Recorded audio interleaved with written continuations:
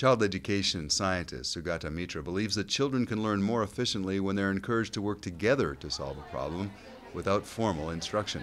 Children in 4 different countries are seen resolving puzzles on a computer, despite the fact that the vast majority of the students have not used a computer before.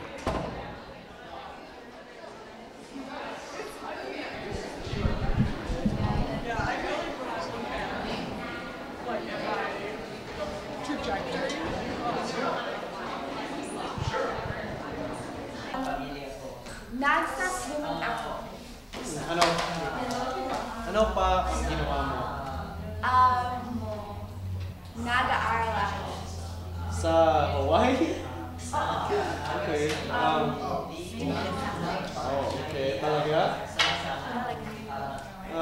This is not really specific to your class, and yet there are many people clearly undereducated, and in fact the United States is, in many surveys, document how we're falling behind China, especially the Asian powerhouses.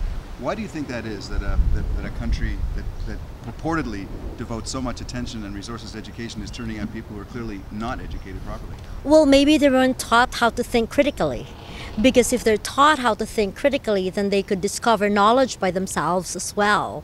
And they're able to process also the information that they get in schools. So I think the key word there is to teach the students how to process the information that they get.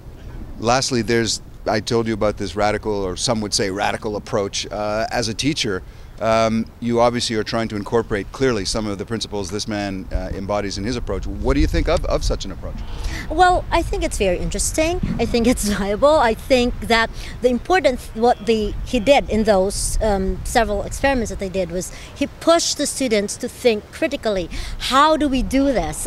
Even amongst ourselves. And also, maybe he was also encouraging them to teach each other and therefore empower themselves. So, and I think those things are key to learning. First, that you teach the students how to think critically. Second, you teach them how to empower themselves. And third, to help them think in terms of how they can help each other learn together. So I'm all for dynamic classrooms, which doesn't necessarily mean in school classrooms, but also classrooms outside.